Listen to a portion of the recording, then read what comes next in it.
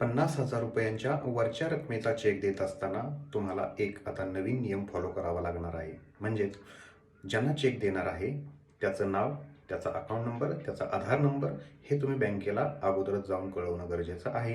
त्याशिवाय तुम्ही पुढच्या पार्टीला चेक देऊ शकत नाही.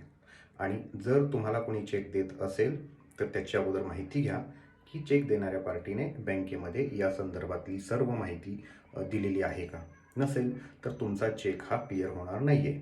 म्हणजे तुम्हाला अडचणीचं होऊ शकतं. तुम्हाला अर्जंट पेमेंट जर पाहिजे असेल, कोण तुम्हाला देणार असेल किंवा धंद्यामधलं पेमेंट तुमचं येणार असेल तर ते वेळेत पेमेंट येणार नाही.